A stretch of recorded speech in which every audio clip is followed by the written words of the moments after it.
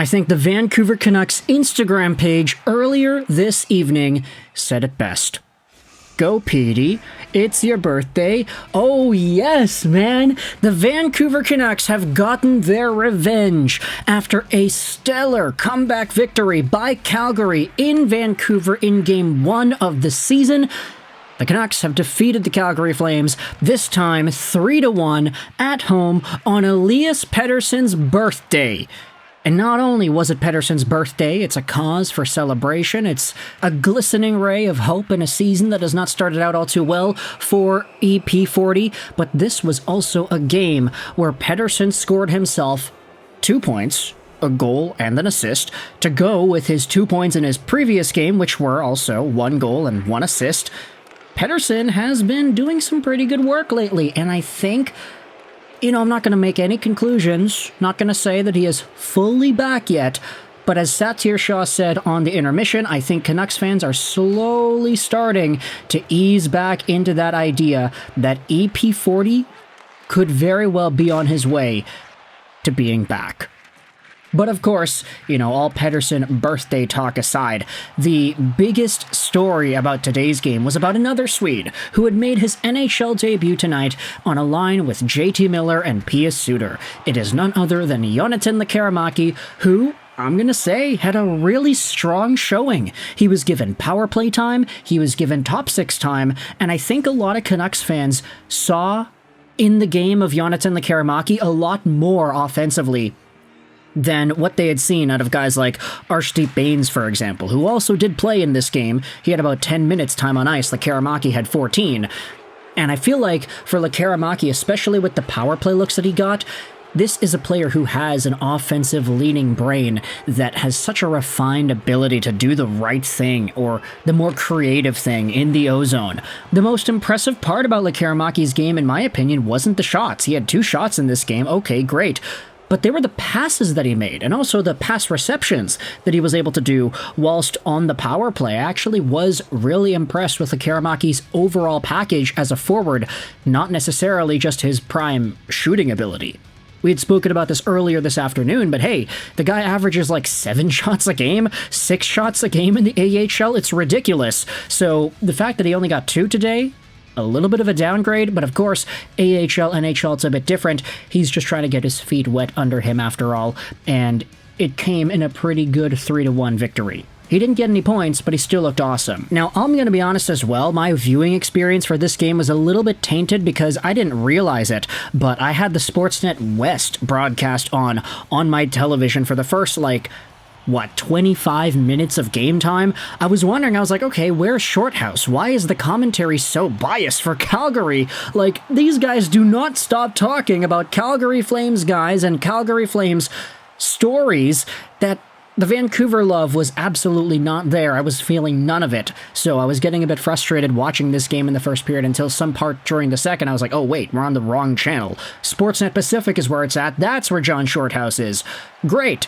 Anyways, let's get into the actual game itself. There were a few really good saves that were made in the first period. Kuzmenko had a beautiful chance with 7 minutes to go that was stopped up by Kevin Lankinen. There also was a beautiful chance by Vancouver just a few minutes later. Pius Suter had a fluttering puck chance on Dan Vladar that ended up getting stopped as well. But the first goal of the game comes with a minute to go in this first period. It's Justin Kirkland. Kevin Rooney, yeah, I remember him. He got taken out by JT Miller in the first game of the year. Kevin Rooney drove the net, there was a rebound, and Quinn Hughes unfortunately made a bit of an error, a bit of an oopsie by not checking his guy properly, because after that rebound on the rush, Justin Kirkland swooped himself right into the crease area, put the puck in, and it's a 1-0 game. Hughes, unfortunately, was supposed to be on Kirkland. He did not get his guy there properly. This was kind of concerning because it was the 8th straight game for the Canucks where they surrender the first goal. Now, sure, they haven't lost all 8 of those games. They've won a few of them.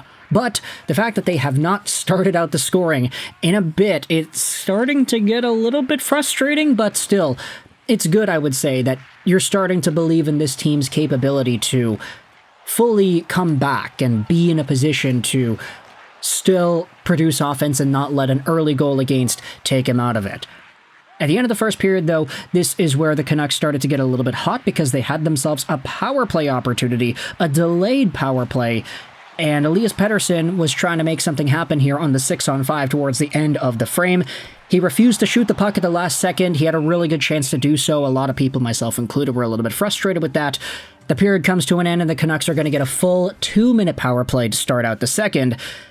And, I think for a good 15 minutes or so during the intermission, Canucks fans, we were a bit too harsh on Elias Pettersson because just 24 seconds into the second and the power play, Elias Pettersson ended up scoring. Hughes goes over to Miller, who sends a backdoor pass right over to Elias Pettersson. Great goal. Happy birthday for Petey. This play was also started by Petey, winning the puck along the boards and sending it back over. So Elias Pettersson got really involved in this one. Not just with the goal itself, but with setting up the goal. And throughout the rest of the game, he also did make some really good plays, really nice passes, and nice decisions in the offensive zone. I still think Pettersson could have shot the puck a bit more, but if he's making great decisions like the ones that he was making in this game to throw the puck over to open space, find the guys with some lanes, then we're starting to slowly see him come back to form. Man, this is the best happy birthday present that we are getting as a fan base from this dude, rather than giving Pettersson himself something of value. But the period continues, and this is where we see Vancouver starting to get their mojo back. You had yourselves a Blueger breakaway that got stopped up by Vladar, and then just a minute later after that, the Canucks had a really long offensive shift. Miller eventually centers the puck over to Pius Suter in the slot. He shoots, he scores. It looked like a low glove shot. Vancouver just started cycling and taking control and not letting up in this second period. Calgary was on the ropes. Eventually, we saw some Calgary chances as well. Martin Pospisil got a breakaway, but he sniped it wide. And then with 11:29 to go in the second period, you had Vinny Desharnais who scored, but as he shot the puck and as he scored, Danton Heinen slashed a guy at the same time, so eventually it's a no-goal situation. Heinen to the box, and the Canucks looked really strong on their PK. Connor Garland especially, what a penalty killer he is, just clogging up the puck in the offensive zone, killing the clock and making it so difficult for the opponent to take it back and break in the opposite way. In the third period, though, this is where we start to see a little bit more Elias Pettersson magic. There was a chance for him as he drove the goal on the rush with a shot. Vladar's helmet came off, so there you go. There's some power coming back in EP40's shot. And at the 7-minute mark of the third period, this is where Erik Brannstrom scores from Elias Pettersson. Once again, Pettersson hooks it back over to the blue line. Brannstrom is there. He just takes a clear shot towards the goal. It goes in. And that's all she wrote. It's a 3-1 game. That is eventually the final score. The Canucks have an empty net to shoot at. They end up not doing it properly, but still, they walked away out of this game with the win. Elias Pettersson took a penalty as well, and the Canucks did some things with it, actually. There was a 2-on-1 shorthanded Suter and Teddy Blueger, but unfortunately this shot did not go through. Suter with a centering pass, and Blueger totally fanned on it.